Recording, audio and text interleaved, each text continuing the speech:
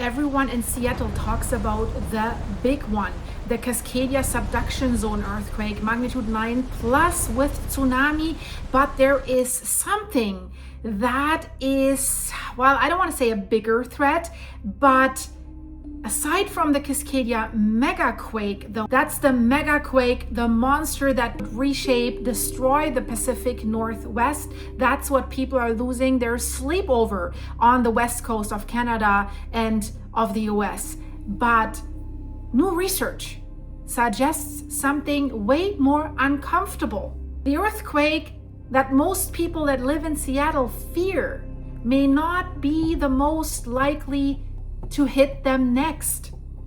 And that matters because the more immediate threat might be much closer and much shallower than most people realize. And shallow is never good because that shakes everything. So when we talk about Cascadia, we're talking about a massive fault system offshore off the west coast, and it ruptures roughly every something like 300 to 550 years. And the last time that it did rupture was roughly around 1700. That's the infamous big one, the terrible earthquake that we're all fearing. And that also, it's not a matter of if, only when, and it is overdue. But beneath Seattle lies something different. It's called the Seattle Fault Zone. So that's not the Cascadia fault. And we have new research that has been published by the Geological Society of America, and that changes completely how scientists look at that fault system. I have reported about that fault in the past, about a year and a half, maybe 2 years ago. So instead of one big fault, researchers are now focusing on smaller branching strands. And we see that not only in Seattle, we see that when we look at the San Andreas fault, for example, that branches that are around the big fault could trigger the big fault. So we're talking about shallow fractures that are running from Bainbridge Island towards Bellevue in Washington. This is Seattle area. And here's the part that gets the most attention. Those smaller strands do not wait every 350 to 550 years. They appear to rupture roughly every 350 years. So that's a shorter time scan, and that is significantly more frequent. Really be aware of this. It's significantly more frequent. So they have done some radiocarbon dating, and based on that, they have also done the tree ring analysis. The most recent of these shallow ruptures likely happened in the early 1800s. So what does that mean? They're not prehistoric, they're not ancient history, they're just over 200 years ago, which means, geologically speaking, we may not be far from the next one in this area. Now, to be clear, I'm not giving you a countdown right now for that earthquake. It's not a prediction. Earthquakes do not run on clocks. It can happen tomorrow.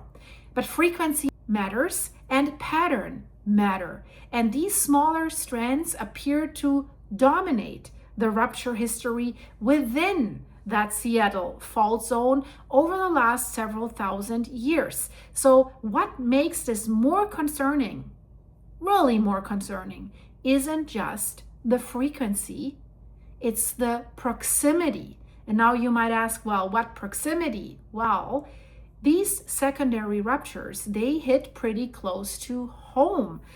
This is how the lead author of the study, a member of the USGS, has worded it: close to home. Shallow earthquakes are often more destructive than deeper ones. Why? Well, because the energy doesn't have to travel far to reach the surface. So that means stronger shaking, more like abrupt motion when it happens, and of course then more concentrated damage. And in a dense urban area like Seattle with millions of people, wow, that matters a lot.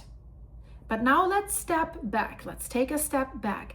Does this suddenly mean Seattle is in immediate danger? No, we don't want to be so quick with that. So the director of the Pacific Northwest Seismic Network says the study that is new doesn't suddenly make the Seattle fault more dangerous. Well, it is already dangerous, right? But we have to say the scientists knew it's active. They knew that before. Active simply means it has produced earthquakes before and it will again. What this research does, and that's the interesting part and the important part, it refines the picture. It shows the fault zone that is more complex than they previously understood. It's more layered, it's more fractured, unfortunately, and it is more active in smaller segments. And if we talk about complexity in geology, this usually means uncertainty. If something's more complex, it's harder to predict, so there's more uncertainty. And here's where all this becomes practical. Seattle is full of older buildings, like Victoria, capital of British Columbia, for example, Portland also, and Seattle. So unreinforced brick and masonry structures are present in Seattle. Those types of buildings are particularly vulnerable in shallow earthquakes. We've seen them collapse in Turkey, in Afghanistan. Well, I'm not saying that they're built like in Afghanistan, but Turkey, we've seen this, right? That's the danger that we are facing in Naples, Campi Flegrei, the supervolcano, if that produces a larger earthquakes. So you do not need magnitude 9 plus to trigger a catastrophe with these buildings. You need proximity and shallow movement, and then you absolutely have a disaster. So that's why this research is landing at a moment when Seattle is marking the 25th anniversary of the 2001 Nisqually earthquake. Many residents still remember that shaking. And that quake one wasn't the big one either, that quake. But it caused damage. Now, because of all that, the city is pushing forward with efforts to retrofit vulnerable masonry buildings. They better hurry up. So Seattle has passed resolutions, updated building codes, they have lowered the permit fees, and they have joined statewide campaigns like it's called Fix the Bricks. Yeah, they really should do that.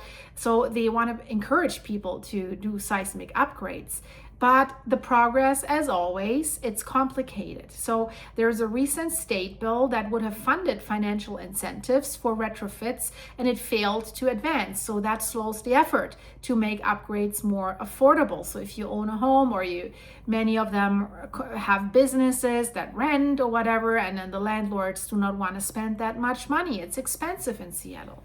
So while the science gets, I have to say, sharper and more precise, policy moves slower, much slower, unfortunately. And I'm sure this is not only the case in Seattle, it's the problem all along the West Coast. And here's the bottom line. Seattle's greatest earthquake threat may not be the offshore mega quake that people imagine. Well, that's an additional threat. That's a huge threat. Let's not get soft about this. But it may be also a shallower break running quietly beneath the heart of the city, right underneath. And not only Seattle has that problem, another city has that problem as well. I'll report about that maybe next week. So smaller strands that are active, they rupture more often and closer to home. That was the key sentence. The big one, don't get me wrong, it will come as well. But the next Seattle quake it may not come from the deep ocean. The next quake in Seattle, it might come from beneath its own streets. And what that means, scientists are still working to fully understand what it means. So that is just the latest that they found, and I thought I would let you know. I hope you liked it, but there's so much going on right now that you really should check out. So I'll put 2 videos here in the end screen. If you want to know what's going on in Mexico, check out this video here. And if you want to know what's going on with a gravity hole in Earth that is getting stronger, really mysterious beneath Antarctica. You really should watch that video here. So I see you in a second, I hope. Thank you so much.